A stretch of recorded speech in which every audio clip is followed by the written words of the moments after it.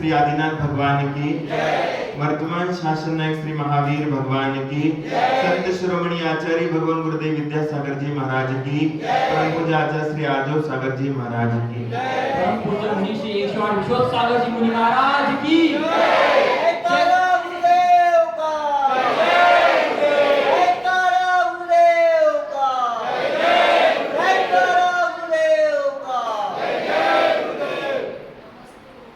आत्मामृत तज विषय में क्यों रमता यह लोक, आत्मामृत तज विषय में क्यों रमता यह लोक, खून चूसती दुग्ध तज गौथन में जो जोक, खून चूसती दुग्ध तज गौथन में जो जोक।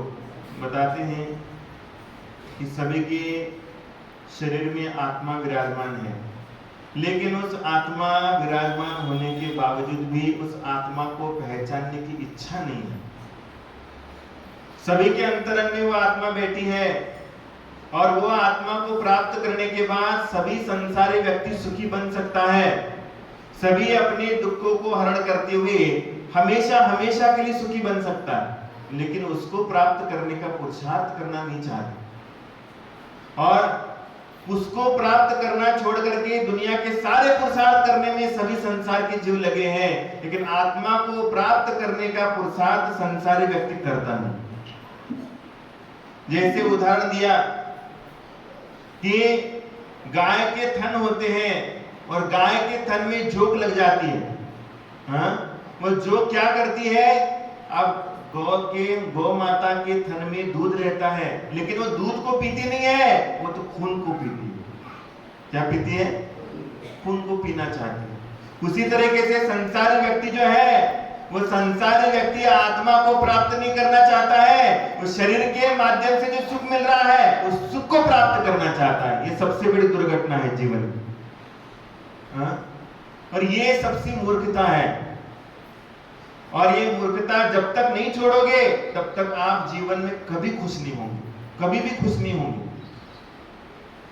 आप संसार में कहीं पर भी जाओ, चाहे दिल्ली में जाओ, चाहे अमेरिका में जाओ, चाहे लंदन में जाकर के बैठ जाओ, चाहे ऑस्ट्रेलिया में जाकर के बैठो, आपको ऐसी ही प्रवृत्ति के लोग मिलेंगे जो कैसे है, राग द्वेष करने में अपना समय गवा देते हैं, हमेशा अपनी बड़ाई करेंगे और दूसरे की क्या करेंगे, बुराई करेंगे। अपनी बड़ाई करते हुए आदमी फूला नहीं समाता है और दूसरे की कमी कम गिनाते समय अपने आप को क्या कहता है, छोटा नहीं मानता। तो ये सब संसार का परिवेश अपन देखते हैं, लेकिन इस संसार के परिवेश को देखने के बावजूद भी सुधारने का पुरुषार्थ नहीं करते। ये सब कुछ जो आपको पढ़ाया जा रहा है वो आपके कल्याण की बात है, और इसके अलावा जो आपको पढ़ाया जा रहा है वो आपके पारलौकिक सुख के माध्यम से कोई कल्याणकारी नहीं है। आप अपने बच्चे को लौकिक शिक्षा देते हो, हाँ? आज अपन इंजीनियर बनाते हैं, डॉक्टर बनाते हैं और उसके साथ वकील बनाते हैं, लेकिन वो पढ़ाई उसके जीवन में कितनी कारीगर साबित होती है, बताओ, हाँ? कितनी फायदेमंद रहती है। अगर आपने मूलभूत ये चीजें पढ़ ली, बेसिक चीजें पढ़ ली कि क्या ग्रहण करने योग्य है और क्या त्यागने योग्य है, बस ये दो चीजें आपने सीख लिया तो संसार का पूरा सार आपने सीख लिया।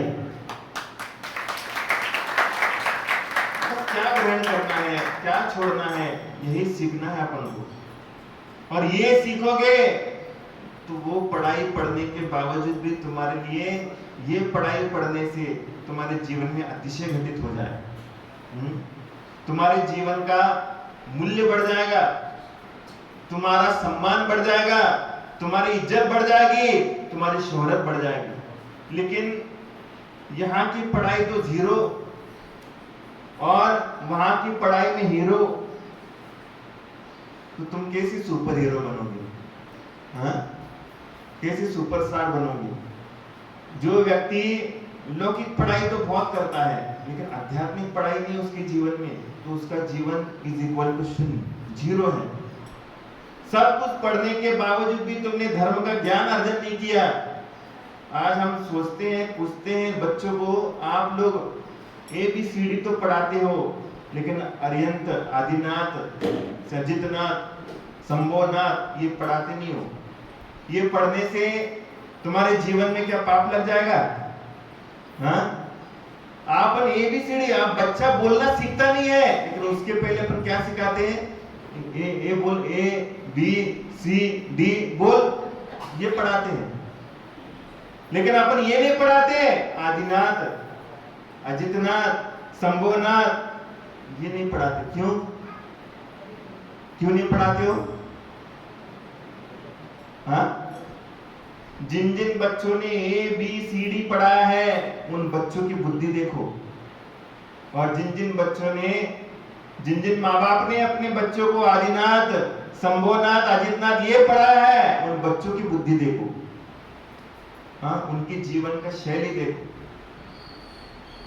एक बच्चा आया था मेरे पास, पुणे में रहता है, बजाज परिवार के नाती है वो।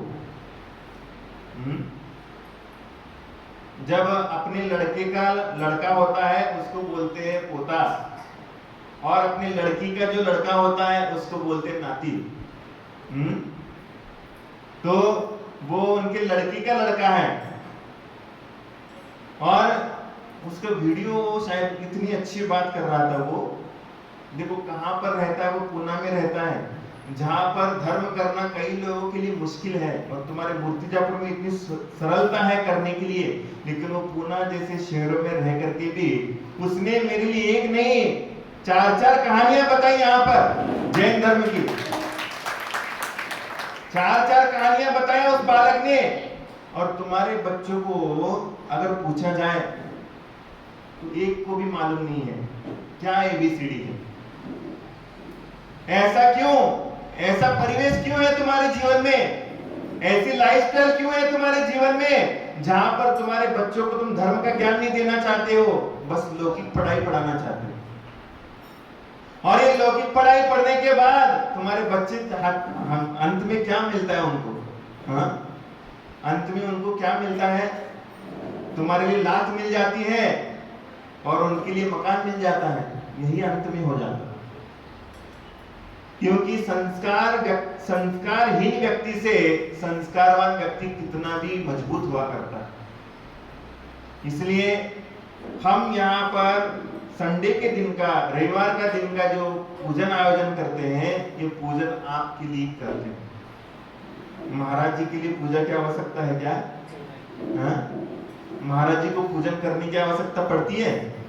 महाराज जी तो 24 घंटे भगवान का नाम लेते रहते हैं। तुम लोग कितना नाम लेते हो भगवान का?